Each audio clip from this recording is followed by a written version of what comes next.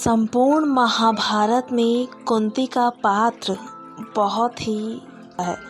जी हाँ, आपको बता दें, क्योंकि वो कुंती ही थी जिसकी वजह से द्रौपदी को पांचों पांडवों की पत्नी बनना पड़ा।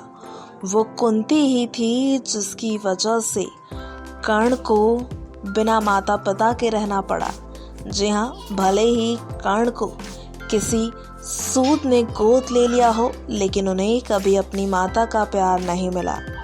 वो कुंती ही थी जिसकी वजह से कुंती के आवाहन करने के बाद ही उन्हें अपने पांचों पुत्रों की प्राप्ति हुई थी।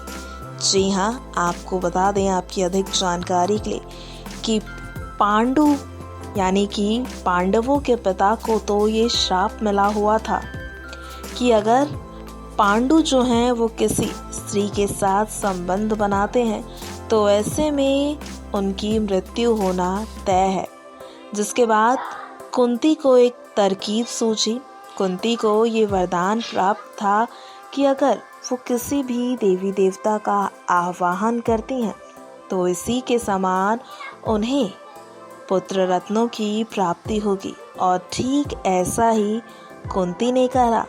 साथ ही अपनी सौत को भी वो वचन बताए, जिसकी वजह से पांडु की दूसरी पत्नी से नकुल और सहदेव की उत्पत्ति हुई।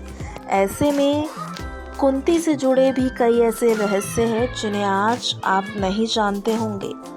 कुंती जहाँ एक तरफ श्री कृष्ण की बुआ कहलाएं, तो वहीं कुंती ने अपने पांचों पुत्रों को समान प्यार दिया और कर्ण के अंतिम दिनों में उन्हें इस बारे में भी बताया कि कर्ण भी उनके ही पुत्र थे। जी हाँ, तो चलिए आप इस रहस्य से पर्दा उठाते हैं कि आखिर कैसे कुंती की मृत्यु हुई। जी हाँ, कुंती की मृत्यु के बारे में आपने आज से पहले कभी नहीं सुना होगा। आपको बता दें कि महाभारत युद्ध के लगभग 15 साल बाद परिवार के 3 वरिष्ठ लोग, जिसमें से एक गांधारी, दूसरी कुंती और तीसरे धृतराष्ट्र थे, जो कि वन की ओर प्रस्थान करते हैं। संजय भी उनके साथ गए।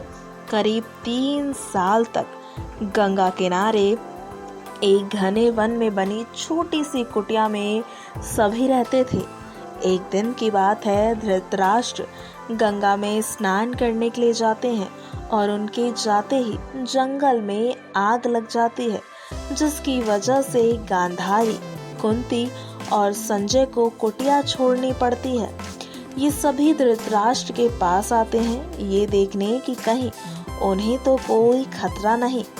संजय उन सभी को जंगल से चलने के लिए कहते हैं, क्योंकि पूरा जंगल आग से जल रहा था। लेकिन धृतराष्ट्र उन्हें कहता है कि यही वो घड़ी है जब उन्हें मोक्ष की प्राप्ति होगी। तीनों लोग वहीं रुक जाते हैं और उनका शरीर उस आग में झुलस जाता है।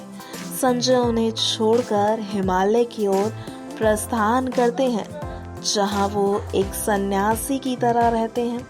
इस तरह 1 साल बाद नारद मुनि आकर युधिष्ठिर को उनके परिवारजनों की मृत्यु का दुखद समाचार देते हैं।